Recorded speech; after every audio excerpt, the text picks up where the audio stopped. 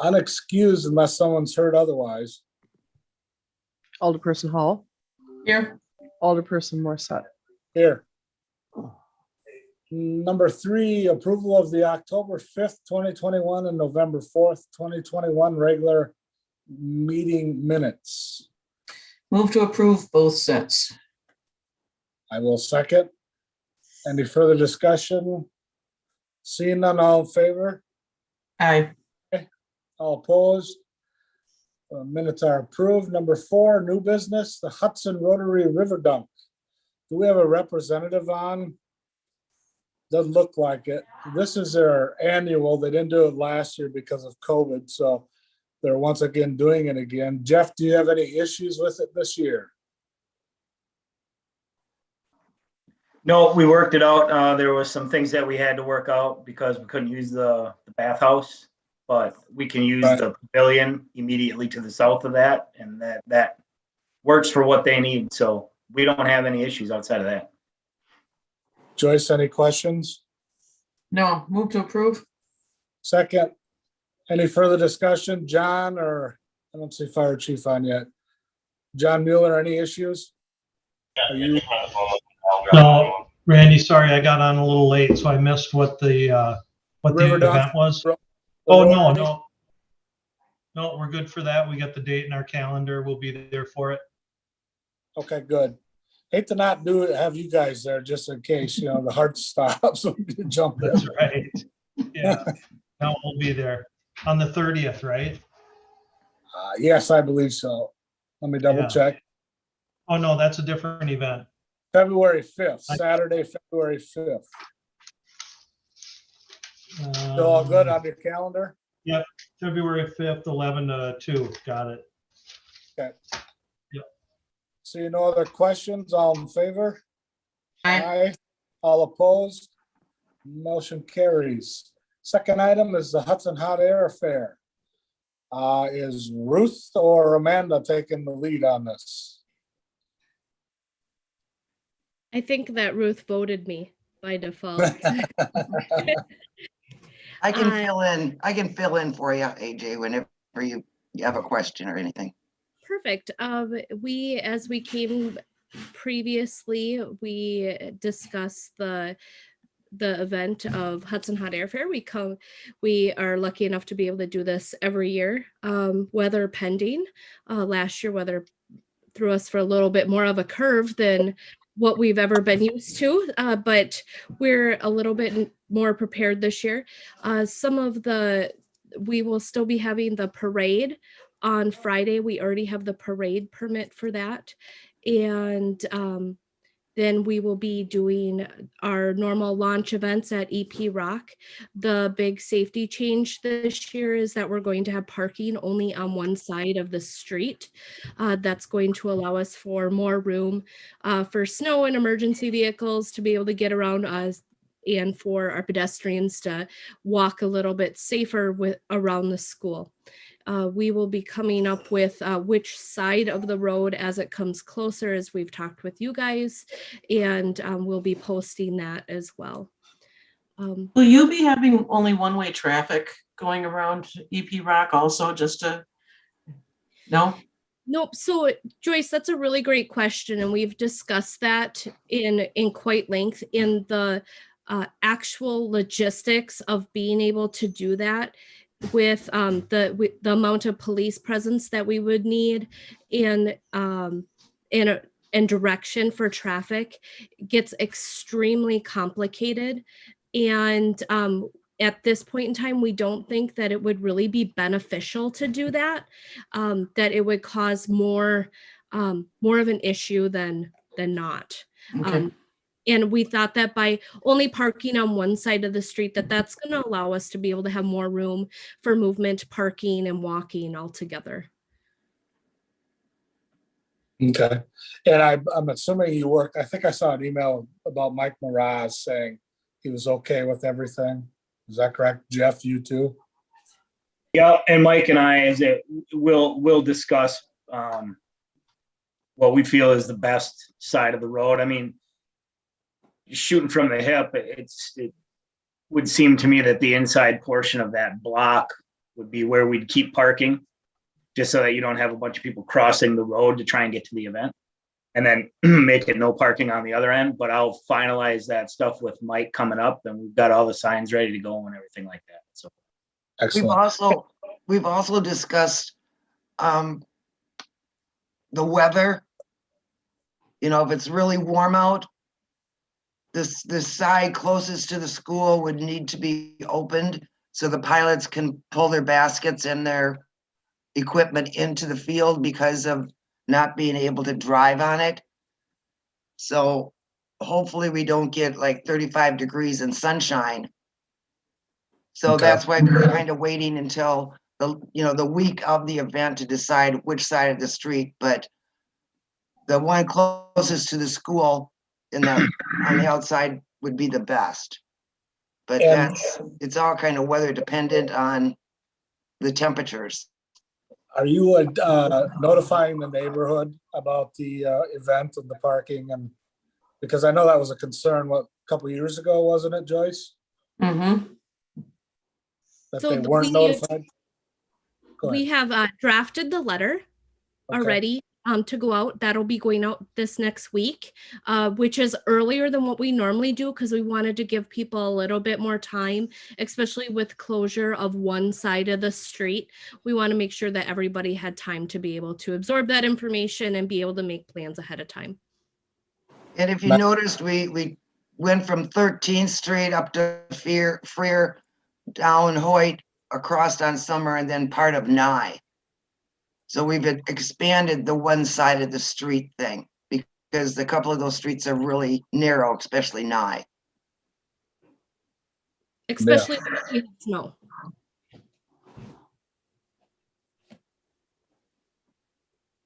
Okay, Yeah, move to approve. Second, any other questions or concerns by any of the chiefs online? I have no concerns with this event. It's a great event, and we've never had any issues. No Thank you. concerns on the EMS side. And we have contacted the fire department also. Oh, great, appreciate it. All in favor? Aye. All opposed? Motion carries. Next meeting, we'll recommend approval. Thank you very much. You're welcome. Thank you, guys. All right. Informational items. Do we have any informational items? No, if not, EMS update. Thank you, Amanda and Ruth. If you feel free to zoom off, unless you want to hear this stuff. All right, so. I on want the to hear EMS this side stuff. of things- On the EMS side of things, I don't know if you guys are aware that Bridget had resigned. I think maybe she attended one of the meetings while I was on vacation, but that's unfortunate for us, but we're happy for her. She got a promotion and moved on in the world. So we've replaced her position from within. That is Matt Canefax. Matt has been a paramedic with us for 20 years. He's one of our critical care paramedics. Great fit to the position. When all of our staff heard that he was going to apply for it, nobody else wanted to compete with him. So he was the only one that put his name in. So that's good for us. He's been in the position before Bridget left, so she was able to give him some pointers, and he's off and going. So he's at another meeting tonight, some training tonight, so he wasn't able to be here, but we will introduce him to you guys as soon as we can. As far as the department goes, we are fully staffed. So even though we moved Matt up into his position, we had some people, candidates waiting. And so we were able to just make those job offers. So right now we're officially at 100% staffing, all of our trucks staffed, all the positions required. So it's very good. We're one of few services that can kind of brag about that, but knock on wood when we say that. The COVID has been hitting us this week extremely hard. I got 6 people out right now, 3 officially with COVID. The other 3 are that suspect type case with symptoms, but have tested negative. We hope that that's it. Boy, it's hitting a lot of services in the metro. I was on a couple of conference calls yesterday, and some services are down 20 to 30% because of COVID infection on their staff. So we have been asked to do a lot of support of other services, and we just, we'll help where we can, but we still are committed to our primary service area. So we ended the year up over last year. So we ended at 11,967 calls for the year, compared to 10,000 something last year. In Hudson, what we did in the city of Hudson we had about a 15% increase over last year in Hudson. So in 2021, we had 1,723 911 calls. Oh, sorry. I got that wrong.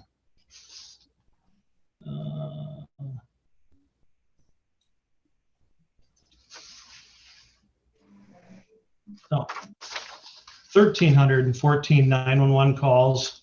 There were 838 interfacility calls, 16 standbys. Then there's 13 medical transports, which actually that's just a data error that should be under the 911 calls. So that's up by 13 more. And I'll give you guys final reports. It's really close here to the end of the year, and just our volumes and everything going on here. It's been hard to get reports completed, but just one of the other things I have here is of the total calls in the city of Hudson were 2,184, and of that, 94% of those calls were handled by the two ambulances that we staff in Hudson. The other ones were just like 1% was a Stillwater truck. And again, we talk about how they shift coverage and move, so that doesn't always mean that we were out of trucks, but 94% of the time it's covered by those two trucks in the city. Mutual aid responses, I don't have that completed yet, but we had more mutual aid in December. Let me just pull that up here quick, and I'll just do a quick look at it here.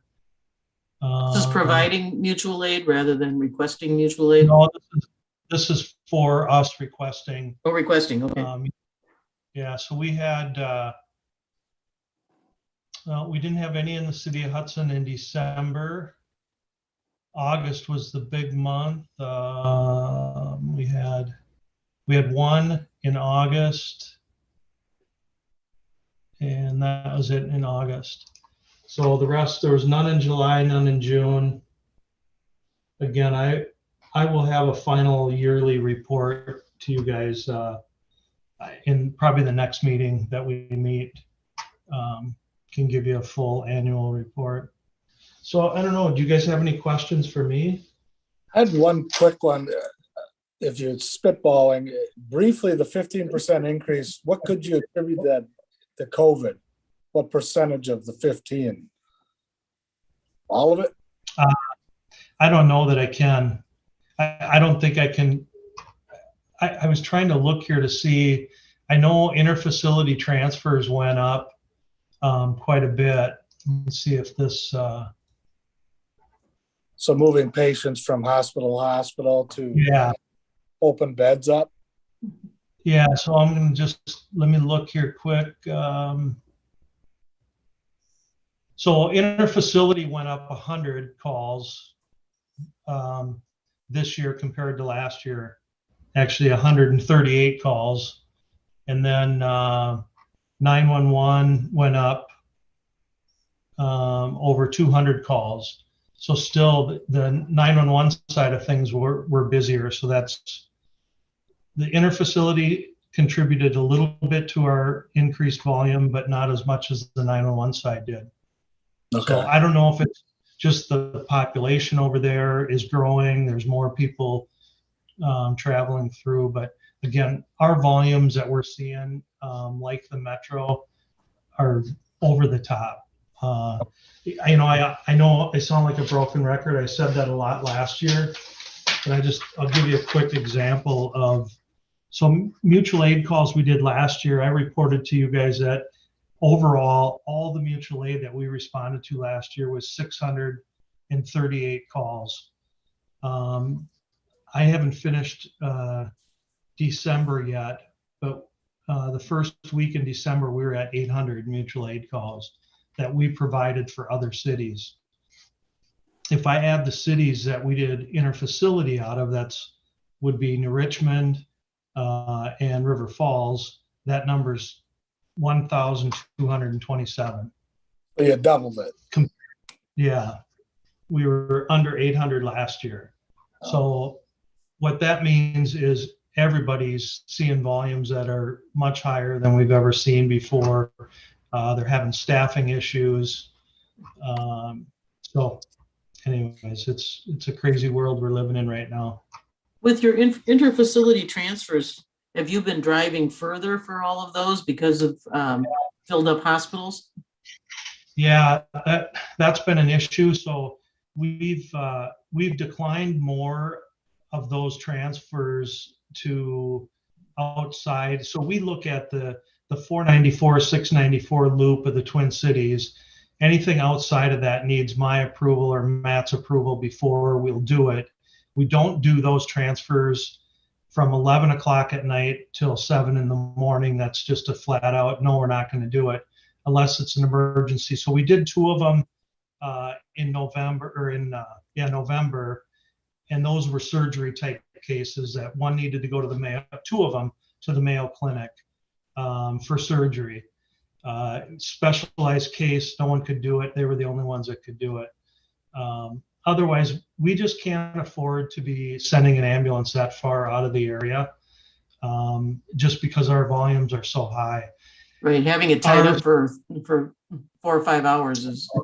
Yeah, we look at when we go to Mayo down to Rochester, that's about a 5-hour turnaround time. And, in the overnights, if our crews are doing 24-hour shifts, it's not safe. Because of our volumes, they don't have the downtime like they used to, where, you'd rest during the day, but they are literally going from call to call to call, not every single day, all the time, but when it's busy and those long distance calls come in, those are typically the days that they've been running all day. So, our system, so the Valley hospitals, Amory, Westfields, Hudson, Lakeview, and Regions, we've been doing a lot of work. When I say we, they, all of us, in keeping patients within our system. So an example of that, yesterday, I think we did 3 transfers up to Amory from within our system. Couple came out of Hudson, couple came out of Lakeview. We did 4 from Westfields back to Lakeview. And that really benefits us because when we stay close like that, we always have an ambulance in the area. I'd rather do those than to go to St. Paul. It's just traffic and getting back here. So that's really helped us out. And our system has agreed that they will do everything they can in their power not to send our ambulances on the long distance transfers. We'll try and find someone else to do it. On those ones that need to go to Rochester outside that 494 loop, we always tell them, we'll do the transfer, but we'll wait till 7 o'clock in the morning. That gives us the opportunity to see if we can get an extra crew to come in and do it, or we have that added resource in the daytime that we don't have at that 8-hour nighttime shift. So, Okay. Yeah, good question though. And that's everyone's seeing the same thing. I was on a conference call yesterday with the St. Croix County EMS chiefs, and Baldwin said the same thing to Richmond and River Falls. They're having the same issue, all these long distance transfers. We'll go as far as Eau Claire. We'll take someone over to Eau Claire. That's a pretty good trip over there on the interstate and back. So those are kind of on a case-to-case basis, but anything beyond that, we're not gonna do. But yeah, we've had requests to Madison, Milwaukee, not gonna happen. Well, we appreciate all the hard work you and your staff are doing during this unprecedented time, so thank you. Yeah, thanks, appreciate it. Yeah. Police department, updates, Jeff. We'll be hiring 3 people here in the next 6 weeks or so. Once those guys are all out of FTO, we'll be at full staff. So that's pretty exciting. Are they in FTO now or no? No, one will be starting January 24th, and then we'll probably stagger them out maybe a week apart after that, just so. But we're gonna have 4 people in FTO at the same time. Okay. Any other issues? Nothing else.